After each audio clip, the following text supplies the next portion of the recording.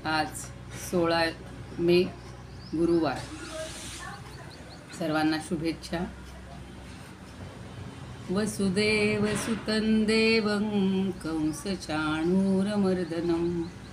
देवकी परमानंदं कृष्णं वंदे जगद्गुरुं. गुरुर्ब्रह्मा गुरुर्विष्णुः गुरुर्देवो महेश्वरः गुरुः साक्षात् परब्रह्म तस्मै श्री गुरवे नमः. शांताकारं भुजगशयनं पद्मनाभं सुरेशं विश्वाधारं गगनसदृशं मेघवर्णं शुभांगं लक्ष्मीकान्तं कमलनयनं योगिभिर्ध्यानगम्यं वन्दे विष्णुं भवभयहरं सर्वलोकैकनाथं. यं ब्रह्मा वरुणेन्द्र रुद्रमरुतः स्तुन्वन्ति दिव्यैस्तवैः वेदैः साङ्गपदक्रमोपनिषदैः गायन्ति यं सामगाः. ध्यानावस्थिततद्गतेन मनसा पश्यन्ति यं योगिनो यस्यान्तन्न विदुःसुरासुरगणा. देवाय तस्मै नमः. देवाय तस्मै नमः. जय श्रीकृष्ण. सर्व श्रोत्यांना आणि भगवद्गीता भक्तांना सादर वंदन. काल आपण 25वा श्लोक पाहिलेला होता. 17वा अध्याय. तद्दित्यनभिसंधाय फलं यज्ञतपक्रियाः दानक्रियाश्च विविधा क्रियन्ते मोक्षकांक्षिभिः. तत्तत् याचा या भावनेनं किंवा तत् म्हणजे तत् या शब्दाने ओळखल्या जाणाऱ्या परमात्म्याचं हे सगळं कार्य आहे. आणि या फळाची इच्छा न धरता ज्या सगळ्या क्रिया केल्या जातात, यज्ञ दान तप, या सगळ्या क्रिया त्या कुणाकडून केल्या जातात? मोक्षाची इच्छा मोक्षकांक्षी मोक्षाची इच्छा करणाऱ्यांकडून केल्या जातात असं सांगितलेलं होतं. 26 सांगितलं होतं सद्भावे. आता तो घ्यायचं. सद्भाव हाही झाला होता. सद्भावे साधुभावे च सदित्ये तत्प्रयुज्यते. तर सत म्हणजे ओम तत्सतपैकी सत, तर सत्य या भावाच्या बाबतीत. आणि साधुभावे म्हणजे साधू म्हणजे श्रेष्ठ, श्रेष्ठ भावाच्या संदर्भात सतचा वापर केला जातो. त्याच्यावरून आपण पाहिलं होतं की सत्कर्म कर्मासाठी पण तो प्रयोग केला जातो. आता 27व्या श्लोकात काय सांगतात बघा. यज्ञे तपसि दाने च स्थिती सदिती चोच्यते कर्म चैव तदर्थीयं सदित्येवाभिधीयते. संधी बघा आधी 3 ठिकाणी आहे. सदिती म्हणजे सत इति, चोच्यते म्हणजे च अधिक उच्यते, चैव च एव आणि सत इति एव अभिधीयते. आता प्रत्येक शब्दाचा अर्थ बघा. यज्ञे म्हणजे यज्ञाच्या यज्ञ, आणि तपे तपसी म्हणजे तपाच्या बाबतीत, आणि दाने म्हणजे दानाच्या बाबतीत. स्थिती ही म्हणजे जी आपली स्थिती असते, श्रद्धा असते, आस्तिक भाव असतो, त्याला स्थिती शब्द वापरलेला. जे यज्ञ करताना सुद्धा आपली श्रद्धा असेल आणि श्रद्धेनं केला यज्ञ तर तो उपयोगी आहे. दानही आपण श्रद्धेनं करायला पाहिजे. आणि तप करताना सुद्धा आपली मनाची चांगली भावना पाहिजे. म्हणून ही जी स्थिती आहे, आस्तिक भाव आहे, सा एव ती सुद्धा सत इति उच्यते. म्हणजे जी आपली श्रद्धा किंवा सात्विक भाव असतो त्याला सुद्धा सत असं म्हटलं जातं. सत म्हणजे चांगली या प्रकारानं बोलली जाते. आणि च म्हणजे आणि, सत इति एव अभिधीयते हे झालं आता. आणि तदर्थीयम, तदर्थीयम म्हणजे त्याच्यासाठी किंवा त्यासाठी केलेलं कर्म. तदर्थीयम परमात्म्यासाठी केलेलं कर्म. कर्म एव म्हणजे कर्म हे काय आहे? सत इति अभिधीयते. परमात्म्यासाठी जर आपण कर्म करत असू तर त्याला सुद्धा सत हा शब्द वापरला जातो. सत इति अभिधीयते म्हणजे परमात्म्यासाठी केलेलं कर्मसुद्धा निश्चयानं सत असं म्हटलं जातं. यज्ञ दान तप यांच्यामध्ये आपली जी स्थिती असेल, आस्तिक भावना असेल, श्रद्धा असेल तिलासुद्धा सत म्हटलं जातं. उगाचच बळजबरीने केले, लोकांनी सांगितले म्हणून केले, त्या क्रियेला सत वापरलं जात नाही. काल आपण पाहिलं होतं की सतचा संदर्भ क्रियेशी सुद्धा जोडला जातो. प्रशस्ते कर्मणी सत शब्द हा युज्यते. तोच धागा पुढे घेऊन या श्लोका सांगतात की सत कशाला म्हणायचं, कुठल्या कर्माला म्हणायचं. तर यज्ञदान तपही करत असताना आपली त्याच्यावर श्रद्धा पाहिजे. सत तर तिला सत म्हणायचं. आणि भगवंतासाठी जर आपण करत असू, जे कर्म भगवंताला अर्पण करत असू, तर त्यालासुद्धा सत असं म्हणायचं. समश्लोकी बघूया म्हणजे लक्षात येईल.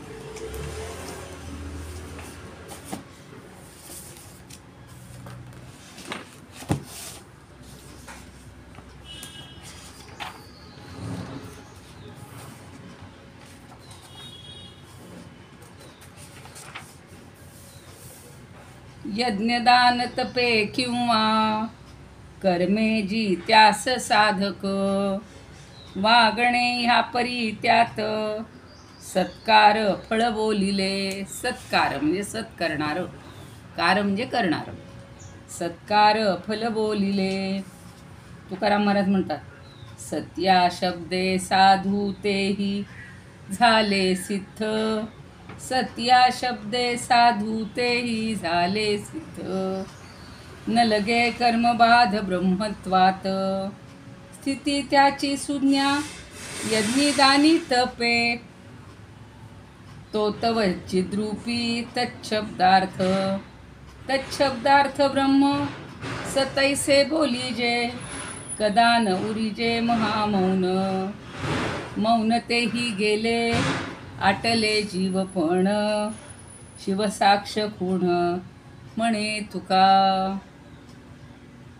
आता एकदा जीव पण आटलं म्हणजे मी पण आटलेला आहे की मग शिवसाक्षम खूण. मग आपण म्हणतो ना, जीव शिव दोन्ही एक रूप झाले. ते जे गाणं खूप छान आहे. प्रभू सोमनाथा, प्रभू सोमनाथा, खूप सुंदर आहे. तर तो जीव आणि शिव, जीव हा शिवापर्यंत पोहोचला की संपलं सगळं. मग आता काही मिळवायचं उरत नाही. वामन पंडित म्हणतात, सच्छब्दे साधुते हि जे यज्ञी दानी तपी स्थिती. सच्छब्दार्थे ब्रह्मरूप ते सत्यात्मक कर्म तत्. कर्म सत. सच्छब्दार्थे ब्रह्मरूप ते सत्यात्मक कर्म सत. जे सत्यात्मक आहे ते कर्म असं आहे. आता काशीनाथ स्वामी म्हणतात, यज्ञामध्ये दान तपात जेवसे. यज्ञामध्ये दान तपात जेवसे. सत्वस्थिती ते सतबोली जेतसे. सत्वस्थिती ते सतबोली जेतसे. तत्प्राप्तीचे सर्वही कर्म अर्जुना. तत्प्राप्तीचे सर्वही कर्म अर्जुना. सद्रूपते ही कथिजे विचक्षणा. सद्रूपते ही कथिजे विचक्षणा. आठल्य म्हणतात, जे यज्ञदानी रतकी तपात. जे यज्ञदानी रतकी तपात. त्यांना जगी सज्जन बोलतात. त्यांना जगी सज्जन बोलतात. जे कर्म त्यांच्या स्तव होय लोकी. जे कर्म त्यांच्या स्तव होय लोकी. सत्कर्म हे नावत यावी लोकी. सत्कर्म हे नावत यावी लोकी. तर ते म्हणतात, स्थिती जी असे यज्ञदाना तपाची. स्थिती जी असे यज्ञदाना तपाची. ती येलाही सद्बोलती सव्यसाची. सव्यसाची हे अर्जुनाचे विशेषण आहे. ती येलाही सद्बोलती सव्यसाची. तदर्थीय जे कर्म ही होत आहे. तदर्थीय जे कर्म ही होत आहे. तयालाही सत्कर्म हे नाव आहे. तयालाही हे सत्कर्म हे नाव आहे. तर देशपांडे म्हणे, यज्ञदान तपक्रिया जयी होती. यज्ञदान तप क्रियाजयी होती, अंगीकर्त्याच्या स्थिरता असेती. तदर्थ ही अन्य ही क्रिया जिया होत, तदर्थ ही अन्य ही क्रिया जया होत. तया सकळा सच्शब्द लावितात, तया सकळा सच्शब्द लावितात. सच्शब्द कुणाला लावला जातो? तर ज्याच्या अंगी स्थिरता आहे. या सगळ्या यज्ञदान तपक्रिया ह्या ज्याच्यामुळं ज्याच्यासाठी केल्या जातात त्याला हा सच्शब्द लावला जातो. शंकराचार्य काय म्हणतात? यज्ञामध्ये जी स्थिती, यज्ञात जी स्थिती असते, तपामध्ये जी स्थिती असते, दानामध्ये जी स्थिती असते, त्या स्थितीला प्रज्ञावंत लोक सत असं म्हणतात. कारण ह्या चांगल्या गोष्टी वाईट लोक असूच शकत नाही. या प्रकारे करण्यात येणारे यज्ञ तप इत्यादी जी कर्म आहेत ही असात्विक किंवा गुणरहित असूच शकत नाहीत. आणि असली तरी ती परमात्म्याच्या तिन्ही नावांचा श्रद्धापूर्वक विनियोग करण्यामुळं सात्विक होते. जरी त्याच्यात काही अश्रद्धेचा भाग असला, पण परमात्म्याचं नाव ओम तत्सत हे त्याचंच नाव आहे आणि त्या नावाचा नुसता उच्चार जरी केला तरीसुद्धा ते सात्विक बनते. म्हणून बघा, जी वाईट गोष्ट असेल तिच्यावर सुद्धा हे संस्कार चांगले होतात. तुम्ही फक्त ब्रह्माचं, रामाचं, जे काय कोणाचं चिंतन कराल, नाव घ्याल, त्याच्यामुळं असत वस्तूसुद्धा सत होऊन जाते. म्हणजे सगळ्या गोष्टी या श्रद्धेमुळं केल्या जातात आणि श्रद्धेनं केलं की त्याला सत म्हटलं जातं. अश्रद्धेनं केलेल्याला सत म्हटलं जाणार नाही.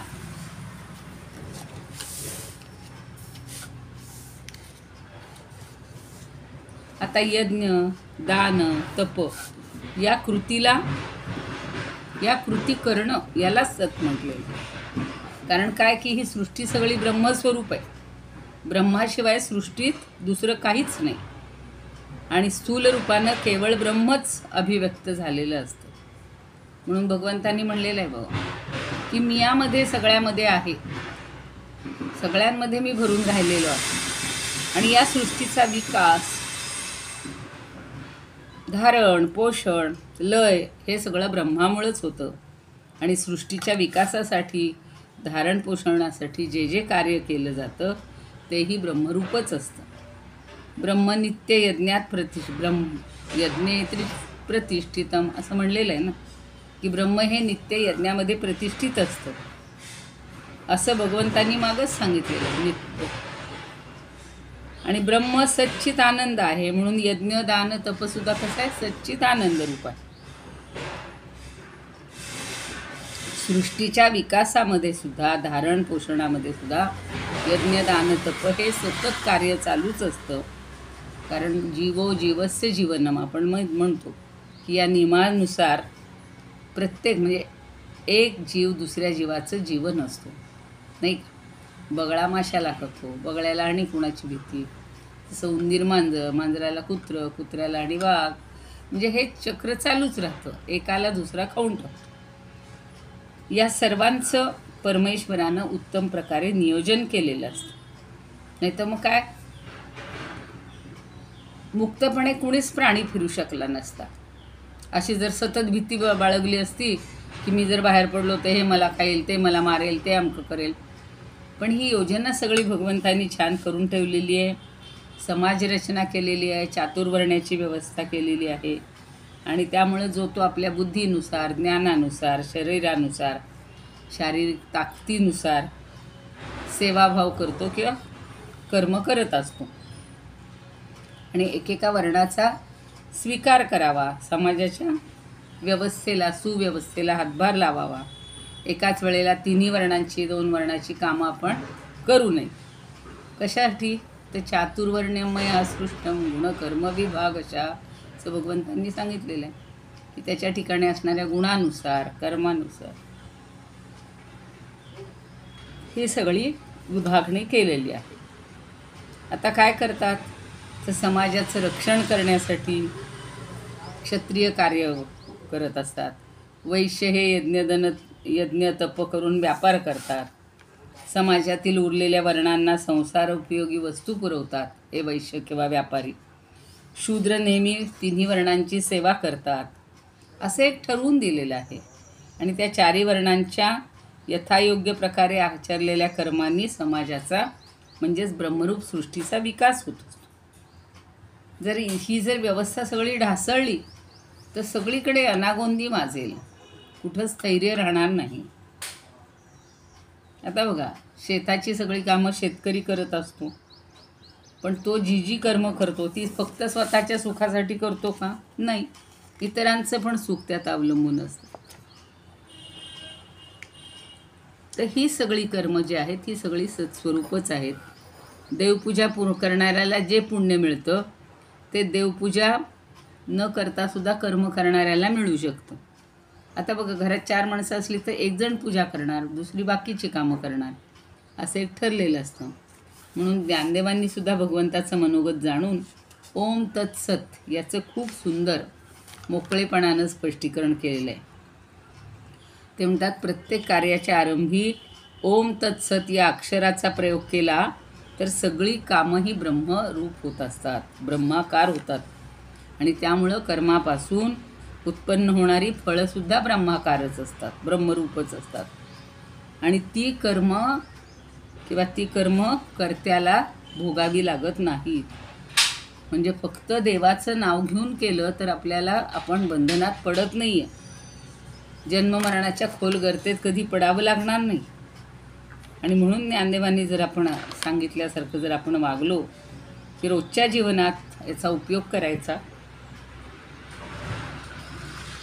आणि म्हणून ते या श्लोकाच्या विवरणात सांगतात की म्हणून त्र्यक्षर हे नाम नवे जाण केवळ ब्रह्म यालागी कर्म जे जे कीजे ते याग अथवा दाने तुम्ही कुठल्याही रूपात करा. तपादिके ही गहने तिये निफजतू का न्यूने होऊ निठातू परिपरिसाचा वरकली नाही चोखा किडाची बोली तैसी ब्रह्मी अर्पिता केली ब्रह्मची होती उणिया पुरियाची परी नुरेची तेथ अवधारी निवडू नये ती सागरी जैसिया नदी. अर्थातच हे नाम जे आहे ते नाम म्हणजे काही नुसत्या 3 वर्णाचा समूह नाही आहे, तर हे प्रत्यक्ष ब्रह्मच आहे. या कारणास्तव जे जे करण्यात येईल, मग ते यजन असेल, दान असेल, तप असेल, ते यथासांग शेवटाला जावो किंवा त्यात काहीही न्यून राहू नये, असं परिसाच्या कसोटीवर चोख सोनं जसं मिळतं की नाही घासून परिसावर, आणि त्याच्यात मग चोख सोनं किंवा अशुद्ध सोनं असा भाग राहतच नाही. परिसाला लोखंड लावलं की त्याचं सोनं ते चोखच होत असतं. तशी सगळी कर्म ही ब्रह्मार्पण केली म्हणजे ब्रह्मरूपच होतं. म्हणून बघा, तो श्लोक आठवत असेल, ब्रह्मार्पणम ब्रह्मविहवीर ब्रह्मैव ब्रह्मणाहुतम ब्रह्मैव तेन गंतव्यम ब्रह्मकर्म समाधीना. सगळं ब्रह्ममय सांगितलं होतं. तो श्लोक अगदी पक्का डोक्यात ठेवला तर हे सगळं काय गौड बंगाल आहे किंवा सगळ्यालाच ब्रह्म काय म्हणतायत की ओम तत्सतचा उल्लेख केला की हे सगळं ब्रह्ममय होऊन जातं. म्हणून आता शेवटचा श्लोक राहिलेला आहे, पण तिथे फक्त आपली श्रद्धा पाहिजे, भावना पाहिजे, ब्रह्माबद्दलचा विश्वास पाहिजे, परमात्म्याबद्दलचा विश्वास पाहिजे, म्हणजे मग हे सगळं ब्रह्मरूप होऊन जातं. आता शेवटचा श्लोक बघूया. अश्रद्धया हुतं दत्तं तपस्तप्तं कृतं च यत् असदित्युच्यते पार्थ न च तत्प्रेत्य नो इह. आता नो म्हणजे नहा. अश्रद्धया हुतं, हुतं म्हणजे आहुती देणं. अश्रद्धया म्हणजे श्रद्धारहित, श्रद्धा नसताना जर आहुती दिली, हवन केलं, किंवा दत्तम, दत्तम म्हणजे दान दिलं, किंवा तपस्तप्तम तप जरी केलं, तप करण्याला तप्तम हा शब्द वापरलेला. तर केलेलं तप हे काय होतं, कृतंचयत. आणि कुठलंही कार्य केलं तर 4ही गोष्टी यज्ञ, दान, तप आणि कर्म, या 4ही गोष्टी जर श्रद्धेशिवाय केल्या, श्रद्धाविरहित केल्या, कृतम म्हणजे केलं, तर काय होईल, तत्सर्वम. आता संधी सांगायचं राहिलं आहे, तपहा तप्तं, इथं संधी आहे, तपहा तप्तं, आणि खाली आहे असत इति उच्यते. त्याला असत असं म्हटलं जातं. इति म्हणजे असं, उच्यते म्हणजे म्हटलं जातं. कशाला असत म्हटलं जातं? जे श्रद्धेविरहित, श्रद्धारहित, मग हवन असेल, दान असेल, तप असेल किंवा कर्म असेल, या सगळ्या गोष्टी काय होतात तर त्याला असत असं म्हटलं जातं. असत इति उच्यते. आणि तत् म्हणजे ते. नच तत्प्रेत्य, न तत्प्रेत्य, प्रेत्य म्हणजे मेल्यावर, नच म्हणजे नाही आणि नाही, तत्प्रेत्य नहा इह, नो इह म्हणजे या लोकीही नाही, आणि मृत्यू लोकानंतर मेल्यावरही ते लाभदायक होणार नाही.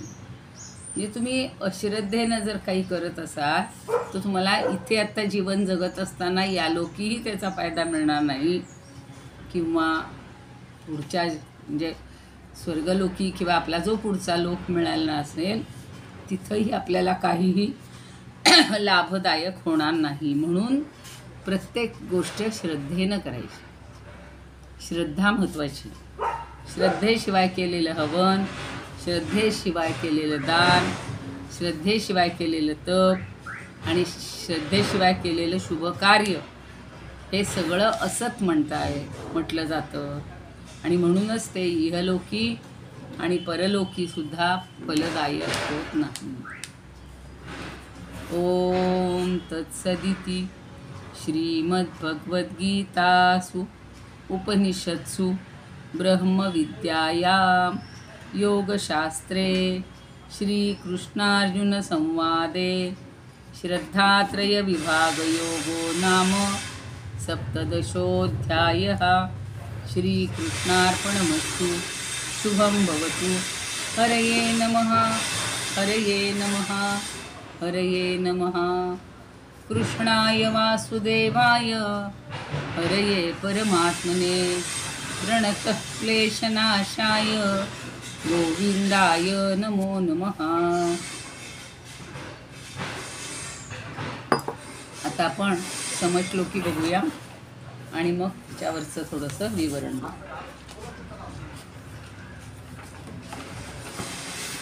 अश्रद्धया, फार महत्त्वाचा श्लोक आहे हा. यज्ञदाने तपे कर्मे अश्रद्धेने अनुष्ठिली, बोलिली सर्वती मिथ्या, दोन्ही लोकात निष्फळ. दोन्ही म्हणजे या आणि स्वर्गलोक. आता तुकाराम महाराज काय म्हणतात? परी केले होय संभ्रमदानांचा, जरी का श्रद्धेचा लेशू नाही. जरी केले होम संभ्रमदानाचा, जरी का श्रद्धेचा लेशू नाही. तपादी साधने केली लोकेपणा, व्यर्थ मूर्खे शिणा आदरिले. प्रेतास भूषणे लग्न नपुंसका, विध्वंस नेटका शृंगारुगा. असत्य असाधू जित अथवा मेले, तुकया मुकले इह परी. मला सांगा, अगदी प्रेताला कितीही शृंगारलं त्याचा काही उपयोग आहे का हो? त्यातला प्राण निघून गेलेला आहे. किंवा जो नपुसक आहे, लग्न करून काही उपयोग नाही, अशाला लग्न केलं त्याचा काही उपयोग आहे का? नाही. आणि कितीही तुम्ही शृंगार करा पण तो नेटका केलेला असेल तर उपयोगाचा आहे, नाही तर तो आपला विध्वंस करून टाकतो. आणि अशांना असत किंवा असाधू म्हटलेलं आहे, किंवा ते जगले काय मेले काय सारखंच आहे. म्हणजे तुकाराम महाराज म्हणतात की तुकया मुकले इह परी. परी म्हणजे परलोकी आणि इह म्हणजे इहलोक. ते दोन्ही लोकाला मुक्तात.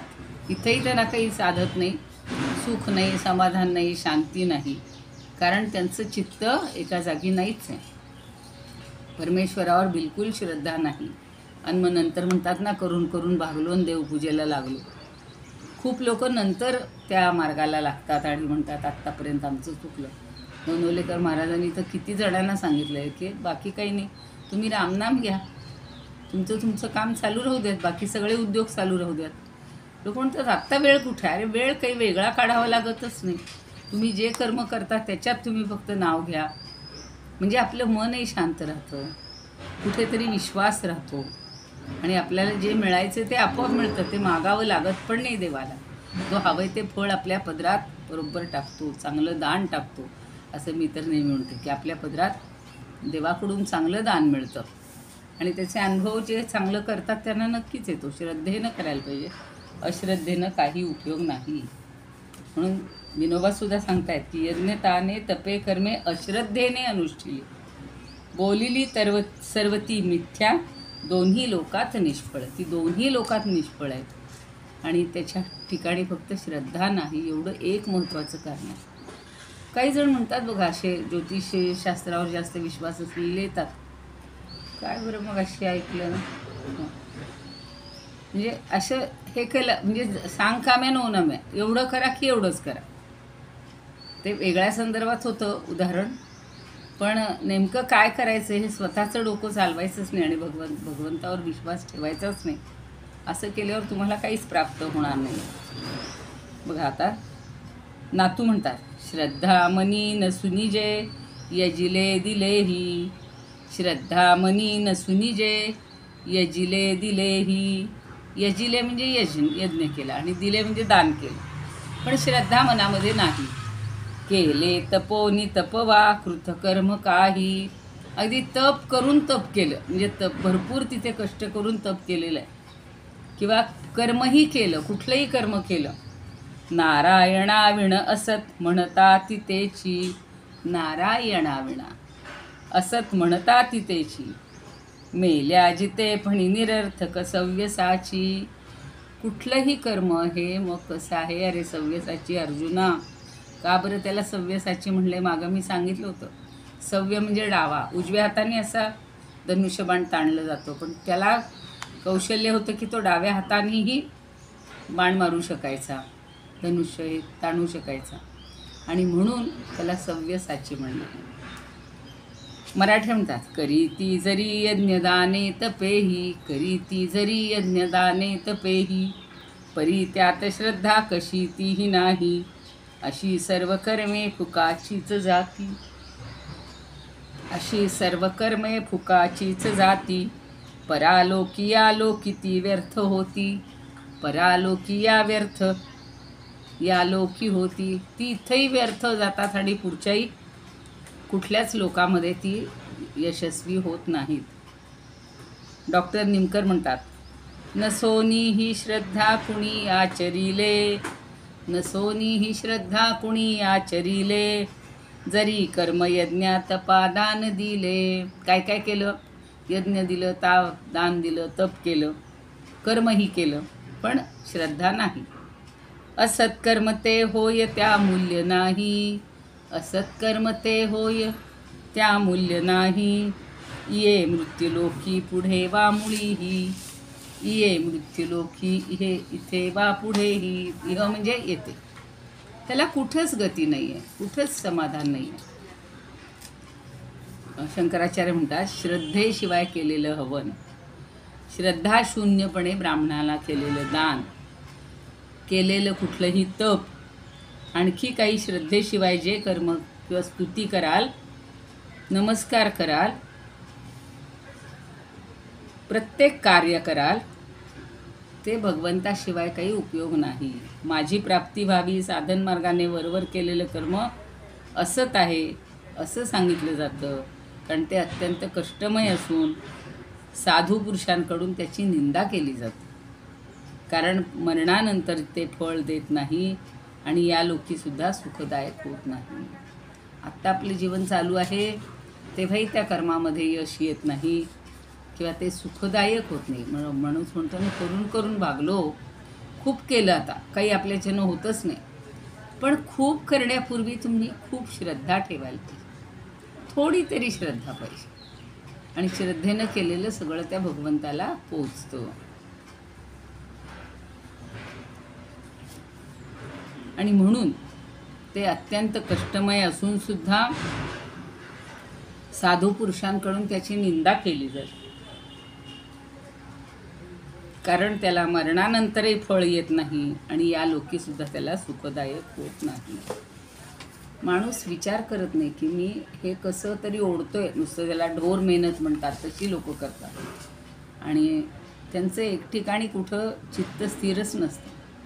आता नोकरीच्या बाबतीत तर हल्ली काय झाले, मुलांना खूप हे मिळतात ना, पॅकेजेस मिळतात ना, मग एक वेळेला 4-4, 5-5 ठिकाणी अर्ज करून ठेवतात, त्यांचे ऑनलाईनच इंटरव्ह्यू होतात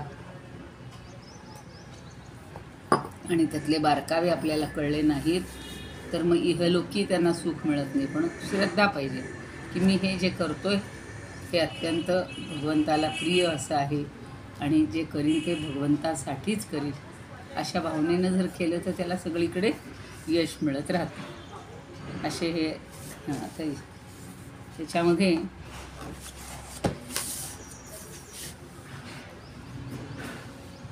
आता बघा, अश्रद्धयावर खूप काही आपल्याला सांगता येतं. आता अर्जुनाचीच अवस्था अशी होती की ब्रह्मविद्या ही सगळी सांगितलेली आहे, ब्रह्माबद्दल सगळं सांगितलेलं आहे आणि हा श्रद्धात्रय विभाग आपल्या अध्यायाचं नावच आहे, श्रद्धात्रय विभाग. 3 प्रकारची श्रद्धा आहे, हो की नाही, सात्विक, राजस आणि तामस. तर अर्जुनाला सुद्धा ही धर्मशास्त्राची अडचण वाटत होती की श्रेष्ठ वरिष्ठ जसं करतील तसं श्रद्धापूर्वक करावं आणि मोकळं व्हावं असं अर्जुनाला वाटत होतं. पण समोरच्या माणसाच्या पावलावर पाऊल टाकून जावं हे जरी खरं असलं तरी त्यांचा मार्ग योग्य आहे का नाही हे आपल्याला कळत नाही. आपण कुठं जायचं आणि आपण कुठे चाललो आहोत हे आपल्याला समजलं पाहिजे. म्हणून एक म्हण आहे बघा, गतानुगतिको लोको न लोक हा पारमार्थिक हा. परम अर्थ समजून घेणारा असा या जगात कुणी नाहीच. पुढचा चाललाय म्हणून मी मागचं चालणार, त्याच्याबरोबर तो खड्ड्यात पडला तर मी खड्ड्यात पडणार, तो दरीत पडला तर मीही दरीत पडणार, असं इतकी माणसाची म्हणजे अश्रद्धा असणाऱ्यांची किंवा अंधपणे काम करणाऱ्याची गती आहे. म्हणजे आपल्याला जिथं पोहोचायचं ते ठिकाण तरी आपल्याला माहिती पाहिजे आणि मग तिथं पोहोचल्यावर आपल्याला कळेल की आपल्याला इथं यायचं होतं किंवा नव्हतं. तिथं गेल्यावर कळतं, अरे अच्छा इथं तर उगाचच आलो. काही ठिकाणी अशी व्यर्थ आपली हे होत असते, राबणूक होत असते आणि मग काळाचाही अपव्यय होतो, कधी कधी धनाचाही अपव्यय होतो, त्याच्यातून धड आपण बाहेर पडू शकत नाही आणि सतत मनामध्ये चिंताच राहते. म्हणून 3 प्रकारचे श्रद्धेचे 3 प्रकारही सांगितलेले आहेत आणि योग्य अयोग्य हे सगळं समजून उमजून आपण काम करायला पाहिजे. कर्म करताना सुरुवात मग अशी सांगितलं तसं ओम तत्सतनी सुरुवात करायची, मध्यभागी मध्ये पण मधून त्याची करायची आणि शेवटीसुद्धा मंत्राची योजना करायची आहे. ओम तत्सत, सत हा शेवटचा शब्द आहे आणि अशी सगळी जर कर्म आपण श्रद्धेनं केली तर ती उपयुक्त होतात. श्रद्धा विरहित केली तर मरणोत्तरही त्याचा उपयोग होणार नाही. म्हणजे साधू सध्याच्या चालू जीवनातही त्याचा उपयोग होत नाही आणि पुढच्या जन्मातही त्याचा उपयोग होत नाही. म्हणून मग ही धडपड कशासाठी करायची हेच कळत नाही ना. म्हणून ज्ञानदेव पुन्हा सांगतात, ना सांडूनी हे सोये मोडोनी श्रद्धेची वाहे, दुराग्रहाची त्राये वाढवूनिया, मग अश्वमेध कोडी कीजे, रत्ने भरुनी पृथ्वी दीजे, एकांगुष्ठी ही तपिजे तपसहस्री. 3 गोष्टींचं सांगितलं. जळाशयाचे निनावे, समुद्र ही कीजती नवे, परी किंबहुना आघवे वृथाची ते, खडकावरी वर्षले जैसे भस्मी हवन केले, का खेव दिधले साऊलिये, ना तरी जैसे चडकणा गगन म्हणितले अर्जुना, तैसा समारंभू सुणा गेलाची तो, तैसे कर्मजात तेणे नाही ऐहिकेने भोगणे, तेथ परत्र ते कवणे अपेक्षावे, म्हणून ब्रह्मनाम श्रद्धा सांडुनी की जो जे धांदा, हे असो सिणू नुसधा दृष्टा दृष्टी तो, म्हणजेच काय की व्यवस्थेचं नीटनेटकेपण ते झिडकारायचं आणि श्रद्धेचा हातभार मोडून दुराग्रहाची प्रौढी मिळवायची, अश्रद्धेनं राहायचं.